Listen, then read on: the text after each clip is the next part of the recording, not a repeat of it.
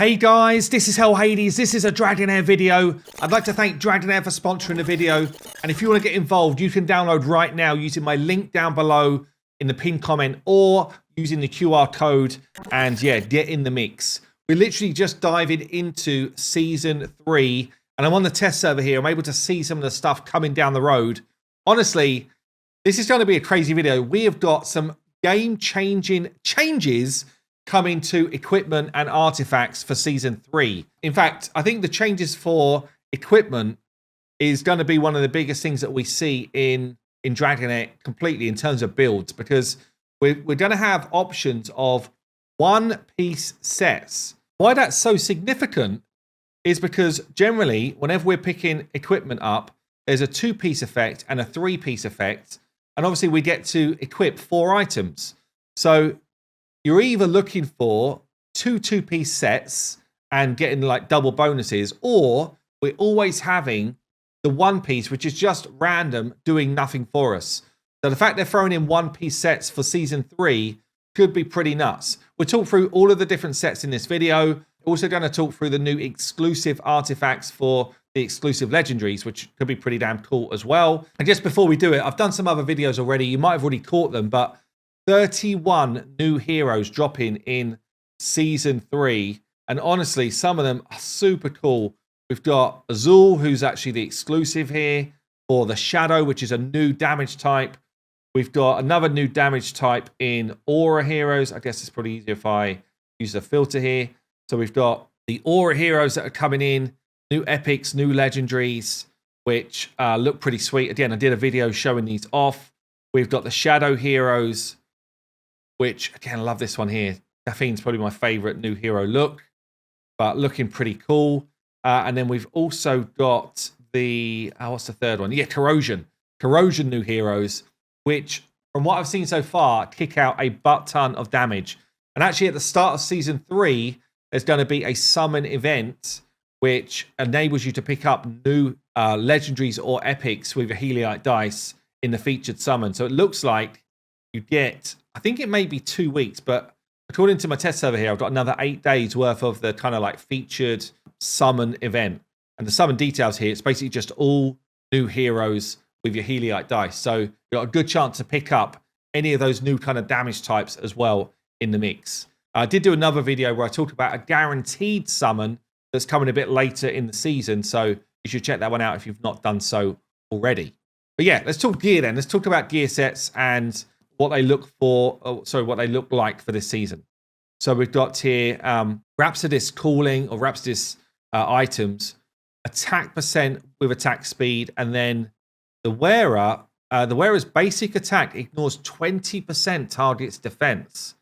Just for those who don't know, every season you basically get your gear reset to level 1 or level 0, or your whole kind of gear experience reset.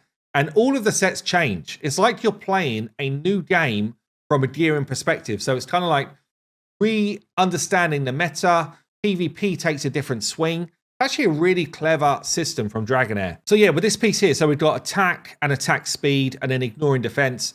It just screams of anyone who's doing high levels of attack speed are probably going to benefit from this set. I'd imagine that this could be pretty nutty for Dauntless groups. But yeah, not a bad first set there. Let's check out Unclean Bloodline. 2-piece set is attack and enlightenment.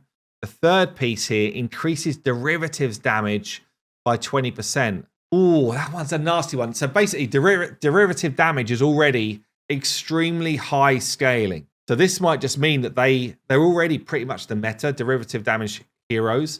It might mean that they become absolutely like crazy, honestly. Okay, let's check the next one then. So aerial battle roar, attack and crit rate. The wearer gains an additional 4 attack for every 1 crit damage. Ooh, that could be pretty tasty. So this is more like a late game set when you're getting your stats up to like high numbers. You're starting to get some really high crit damage in the build.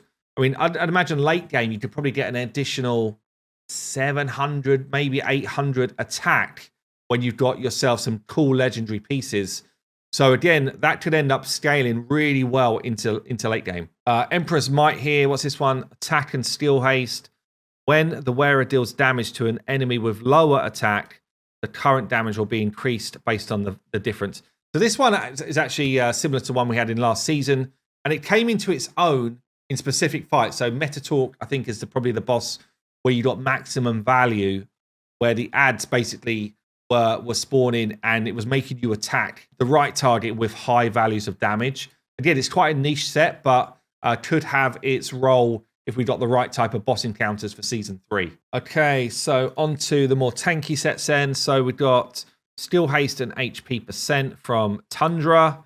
Reduces damage taken by the wearer by 25% when that damage does not crit. So a straight 25% damage reduction really from a lot of PvE. That's going to be massive for tanks, like a massive set for tanks for sure. Let's check Ancestral Protections. This one's actually one that's carried over, I think, all the way from Season 1. So the wearer takes 15% of the damage that otherwise would be taken by allies. This is a way to kind of like spread damage from your tanks to other heroes in your game, probably more for support. Only one character may do this, so you've got basically a tank, and then an off tank is tanking up some of that damage. This is a must-have set in a lot of content to try and spread damage around. Still going to be used a ton in Season 3, I'm sure. Okay, so we then got the Puppeteer set here. So this one, I think this is replacing the Stun set, which a lot of people loved from Season 2.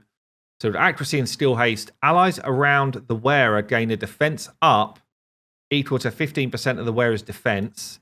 And the first time these allies' HP drop below 50%, they receive healing. Quite a nice support set, actually. Okay, that's pretty juicy. And then the last one, so we've got Mona Lisa's set, Accuracy and Skill Haste, and then after casting an ult, the wearer heals the ally with the current lowest HP for 15%.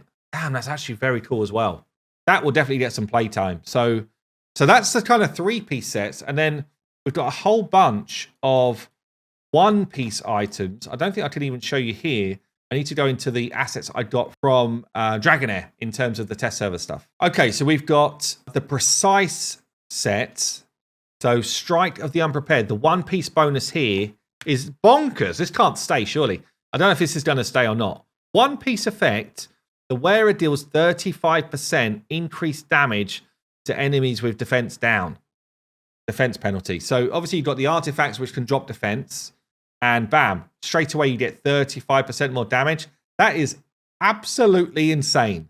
Obviously, you need to pair it up with a defense down, but wow, that's going to be nuts.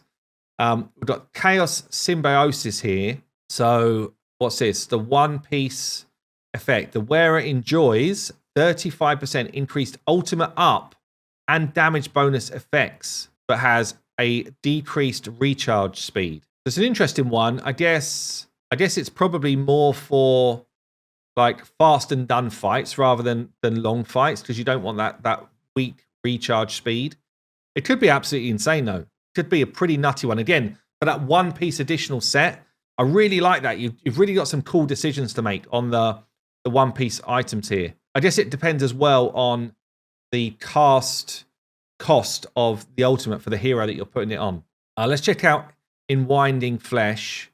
So the 1-piece here, when any hero dies in the Grand Gladiator Arena, so again, this is an arena piece, the wearer can obtain 15% of their attack, the upper limit of additional attack, 300%. I mean, this could be nuts. For anyone who's kind of like doing a strat in arena where you just one-shotting someone in the back line, I guess the more it scales, the more crazy it could get. Let's have a look here. Magic Crystal Refinement, Energy Harvester. So we've got here Magic Crystal Refinement. The wearer gets 15 attack for every 1 skill haste they possess. So again, if you're building someone out with high skill haste, it could end up being a massive damage boost, especially if you're using like the Rift Hourglass artifact. Zarloth, I think, would be pretty good here, gaining damage and healing actually from his attack. Interesting. Okay, we've got Mona Lisa's Blessing here. 50% chance for the wearer to grant 50% increased healing and shields. Like, incredible for any healer, shield champion. I mean, my Elminster that we got from Season 2 as a legendary is doing a lot of shielding. Yeah, that could end up being a must-have on any of the kind of like solo healer setups that you've got. We've got Impregnable here. So this is when the wearer gains a buff, 50% chance for the buff to be undispellable, so protected. Pretty niche, I'd say, but could be valuable.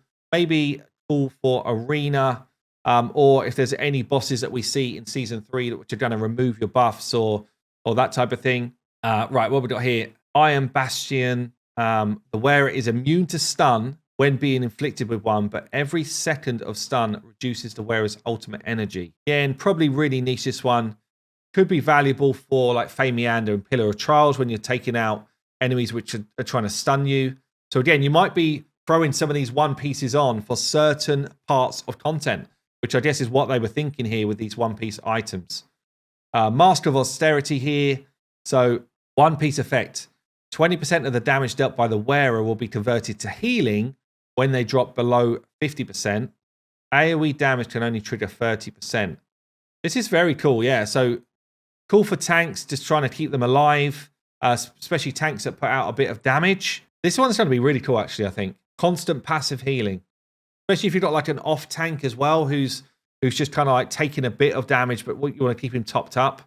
Very nice. Echoes of the Ancestor Spirit here. So you've got one piece effect. The wearer dispels one debuff from themselves when they cast their ult. I'm not really sure about this one. I don't see it getting massive playtime. I guess, again, there might be a time when you're doing a lot of, where you're taking a bunch of debuffs, but cycling back round to your ult quick enough to make this valuable, I think, is unlikely. But again, we'll see what Season 3 content looks like. It might be that you do use it a bit more than I think. Then the final one we've got here is Fish in Troubled Water. So the wearer's got an additional 50% chance of dispelling one buff from the target when inflicting a debuff. Could be really strong, like areas where buffs are just kind of like rife. Grave of Curse, Ancient Battlefield. Dispelling buffs at the same time as applying your debuff, especially if you've got someone with the artifact that's putting drop defense on, just could end up being insanely strong. Yeah, damn. Lots of changes in equipment. Like, it's a massive, massive change. Like I say, you're almost re-evaluating your setups now based on these one-piece items and the new three-piece ones. Okay, then lastly in this video, I'm just going to check out the 3 new exclusive legendary items. In the test server, I get them all given to me, but you'd normally take this out of the exchange in the artifact shop. There's a whole bunch of new legendary ones as well, by the way, but we'll check out the exclusive ones today. So Nightmare Orb, this is for Uzzul. He's gaining crit and attack, gains 35% crit rate resist. That is interesting, actually. Additionally, increases the damage of Uzzul's basic attack by a ton when in demon form, so goes in demon form from his ult. That's interesting. So in arena, that could end up being pretty nuts. 35%, 1 in 3 chance that you're not going to be crit when you should be. Damn, that's actually pretty cool. Okay, interesting. Emma Leda here. So she's gaining crit damage in hers. Increases the additional damage dealt in Blaze state by up to 50%. Wow. That is going to be absolutely nuts. Okay. And then the last one is the Rat Tamer. This guy currently is insane, by the way. Rook, the rat, riding a rat. I think he's actually riding a badger. Gain some crit damage up here. Increases damage bonus related to the corrosion of the target by up to 50%. That is absolutely insane as well. Rook, if he stays like he is right now, is like the best damage dealer in the game in the right team. He's absolutely nuts. So there you go, guys. Like, new artifact sets, new gear as well. Let me know what you think down below. Thank you again, Dragonheir, for sponsoring the video. And if you've not yet begun to play and want to, don't forget there'll be a link down below in the pinned comment that you can use, or you can use the QR code. I've been Hell Hades. I'll see you soon.